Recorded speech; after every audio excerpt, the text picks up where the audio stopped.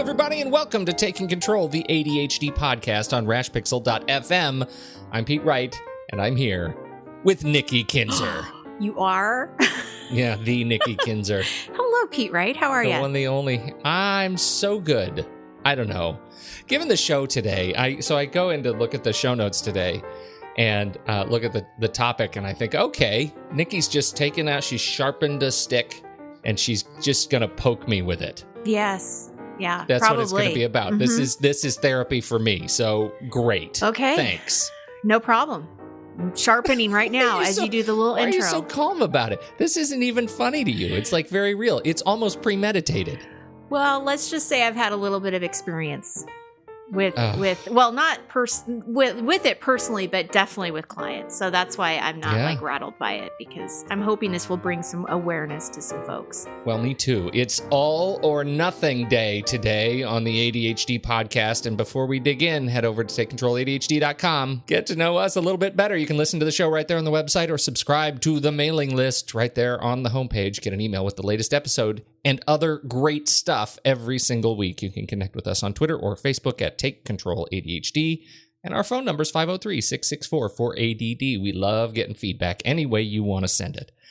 Okay. All or nothing thinking. How did this come up?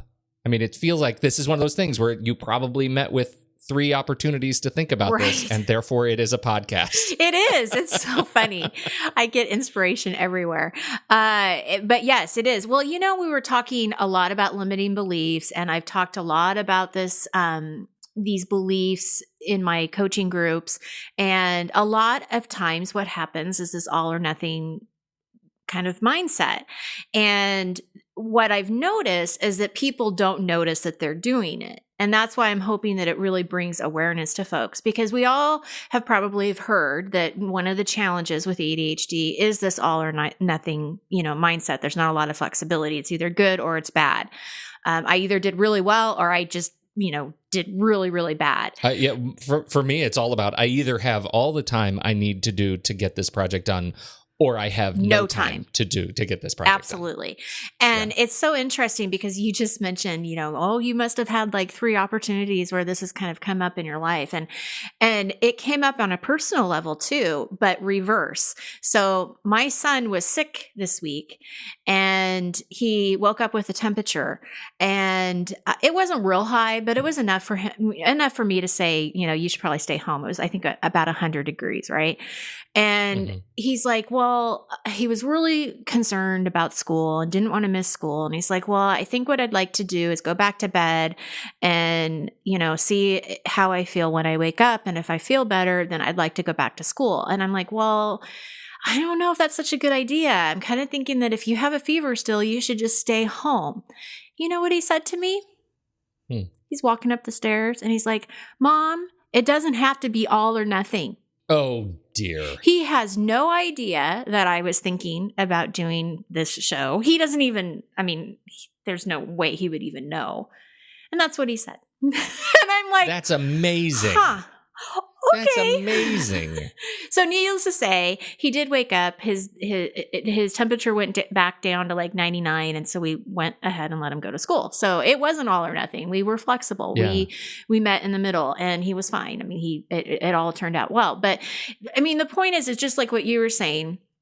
I either have a lot of time to do it or I don't. And this, I caught one, and I say caught because I'm kidding. I'm not kidding you. People just don't realize that they're doing it. So I had a client who said, I really want to have some personal time in the morning. I want to do this on Thursdays.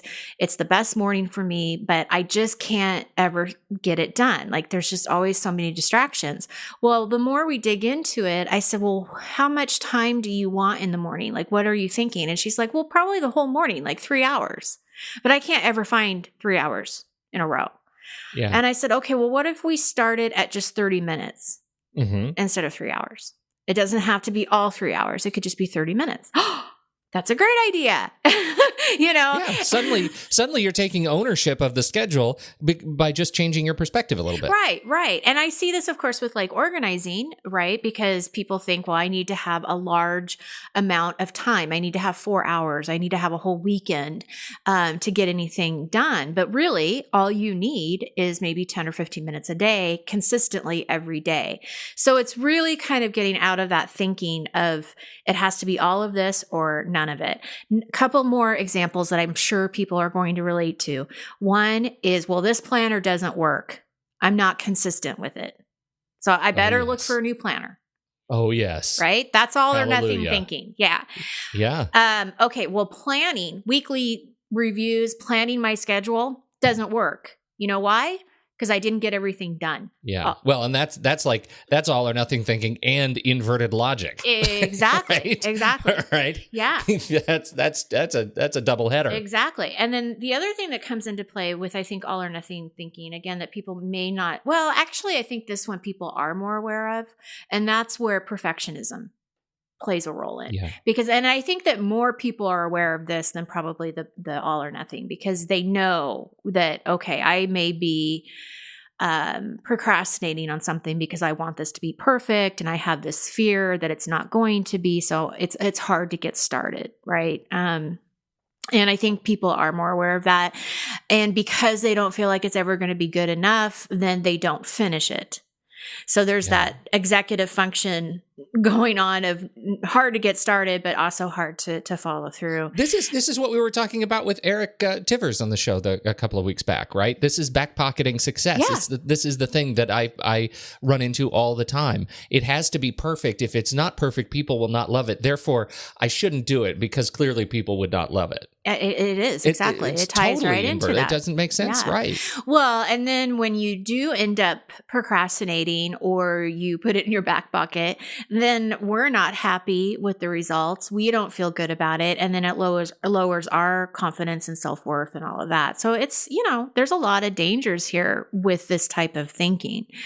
And of course, it is directly related to limiting beliefs, which I do believe we also talked about with Eric as well. Yeah, right. But this type of thinking cements those limiting beliefs. It just keeps putting, them in front of you, and you keep believing them. So that's a huge danger, with this type of thinking.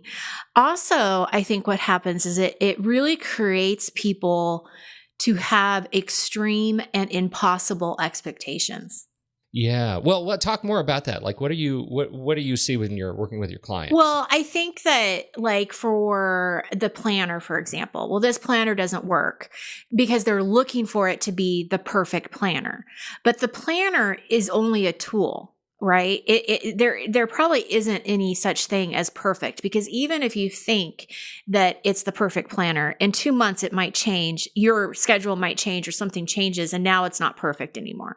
Right. So I think that it's this expectation that everything, again, has to be perfect. It has to be 100%. And so you're looking at 100%. Well, 80% is pretty darn good, right? I mean, there isn't anything wrong with 80%, but you're putting yourself up to this expectation that you may never be able to reach. And the thing that we have to remember too is the ADHD mind is wired differently. The brain is wired differently. So if you're trying to compare yourself to somebody else that doesn't have ADHD, or maybe they have ADHD, but they manage it differently. I mean, it's all perception, right? We can't compare ourselves to other people too. I mean, that's a huge problem. And even a dirt road is still a road. Yeah. So all of these things kind of just really don't work. I mean, I don't know how else to say it. It just doesn't work. Yeah. Well, that's the biggest danger, I think, for me. And this is the thing that I find myself running into and constantly talking myself off the ledge, is calcification, right? It's this idea that, as you said, once I get into that negative self-talk, that I get stuck there. Right. And it takes feats of mental gymnastics to get out of that. But I have to keep telling myself, right, again, the dirt road's still a road. I can still walk it. It's still moving in a direction. It's not a wash in a field. I know that if I can just take the next step, then I will be taking a step. And that is something to celebrate. Well, it is. And exactly what you're saying is that when you can focus on that next step, and you're focusing on the fact that you've already gone a mile, and yeah, maybe you've got 5 miles more to go, but you've already gone a mile. So when we have the all or nothing thinking, we're not even looking at what we've already done as success, right? We're not paying attention to that. We're only paying attention to what's left. And so that's a missed opportunity there, because we're missing our progress. And so much of the time it's that progress that keeps us motivated to keep moving. So if we can focus, wow, look at that. I just went a mile. How awesome is that? That was a mile I didn't have yesterday. And keep, one step forward, one step forward. So that's one of the definite issues that we need to address, is just keep looking forward and look at what you've done, because there's success in that, and we just forget it. A couple things for people to be aware of, because this is the thing, is people are not aware of how they're talking to themselves, that internal dialogue. It gets missed almost every single time I'm coaching somebody. And that's why it's so important that we talk about this, because people just don't see it. They don't see it until it's pointed out to them. So what I want people to watch for is when you are talking to yourself about something, which we all do, right? We all have these little conversations Pick a day. in the mirror. Look for the words when you say never. Never is an all or nothing word, right? Yeah. I can't, right? That is a word that we say a lot. Every time. Yeah. I mean, these are all... That pretty much is all or nothing. Yeah, it's all. That's the all part. Yeah. And then you also have to think about the, just the word or. Again, is it black or white? Maybe it's gray. I mean, right? So we have to, these are the kinds of words that we have to think about when we're talking to ourselves. And the other thing that I talk to people about is to remember that their past doesn't dictate their future. By the time people come to me, of course, they're overwhelmed, right? And so they'll talk to me about their challenges, and they'll really go into their stories about how this hasn't worked and the reasons why this is bad, and everything they've tried, but they don't necessarily think forward. They're really still hung up on kind of everything that went wrong, right? So the question that I would want to ask you is, if you're trying to overcome a challenge right now, or something's coming up and in the past it hasn't worked out so well, my question would be for you, then what needs to happen to make the future different? And what are your options? These are the things that move you out of the never, every single time I do this, I can't do this. I don't want to know what you can't do or what you didn't do. Really, what can you do now to make it different? And then what are your options? Because options is a word that is not all or nothing. It's giving you choice. Yeah, right. Right? It's giving you choice. Well, and that gets back to this calcification point, right? People, I think, get calcified. They get stuck, cemented in yesterday. And particularly, when thinking about yesterday's experience, that you wish you could go back and change it, right? You wish you could have done something different. That is a painful place to live all the time, because not only are you not focused on what the next step is supposed to be, you're not even really aware of where you are right now. Right. Couple suggestions for people to be a little bit more on top of this, to be a little bit more aware. Now that you've listened to us talk about it, think about in your life, where does this mindset occur for you? And if you're not sure, talk to your spouse, talk to a friend, talk to your mom, your dad, your sister, talk to your coach, your therapist, anybody that might be able to help you recognize it in a nice, non-judgmental way. I mean, this is to help you, not to make you feel bad, but really just to get an awareness of where this might happen in your life. And then again, I think noticing what's good, focusing on that good, focusing on what's worked for you, and it doesn't have to be all bad. So an example that I think is good is saying like, I worked really hard on that paper and I did the best I could. It's not saying I suck at this paper. It was terrible. Or, you could say that I worked really hard on my presentation and I did the best that I could.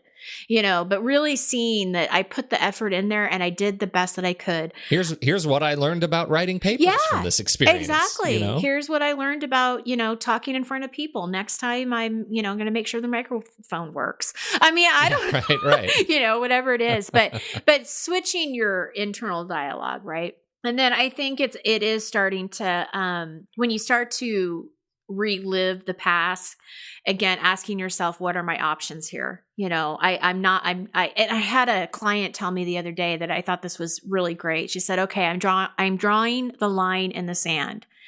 The line is past and future. I'm not looking at the past anymore. I'm just looking at the future. I'm drawing the line. So and I think that that's a great visual of thinking about that. When you start going down that past, what are your options for the future? And, going back to expectations, we talked about this at the beginning when your expectations are too high. So this is definitely a tough one for a lot of folks with ADHD. They think they can do more in the time that they have available, or they overpromise because, again, they want to please people and they want to do these things, but then they find that they don't have the time to do it. So you really do have to be realistic with what your expectations are, what's right for you, and stop comparing yourself to other people. That's huge. Oh my goodness, do I ever fall into that too? Yes. I think anybody who creates things, releases things into the world, if you've kind of gotten over the hump of releasing episode 1 of your YouTube video, or written that first blog post or that first editorial, or that first report that brings you out of the shadows at work, and other people are able to read it. Think about, what would this other colleague or this other writer or this other creator have done better that I didn't do?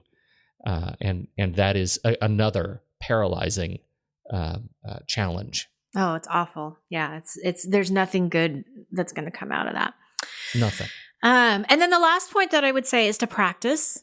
Just like anything that we talk about, we have to practice. I mean, none of this is just going to come to you, because you've listened to this podcast. It's, oh boy, I'm never going to think of all or nothing thinking again. I mean, it's nothing. We all know that that's not the way it works, but you can certainly practice with something maybe small. And when you do notice, that you're kind of thinking this way, to stop yourself and say, okay, what can I do differently? And how are you going to feel if you have a little bit more flexibility in your life? How would it feel if it didn't have to be good or bad? And just be a little less hard on yourself, right? And I think that when we are like that, when we're kinder to ourselves, then we tend to be more happier. Right, with what we have and where we're at. I love it. Great stuff. Hopefully, some of you out there connect with this. I have a hard time imagining that you haven't run into this, but. We are taking next week off for spring break here, so when you don't see an episode from us in your podcast feed, don't worry, we'll be back. Thank you to everybody for downloading and listening to the show, for your time and especially your attention. On behalf of Nikki Kinzer, I'm Pete Wright, and we'll catch you the week after next, right here on Taking Control, the ADHD podcast.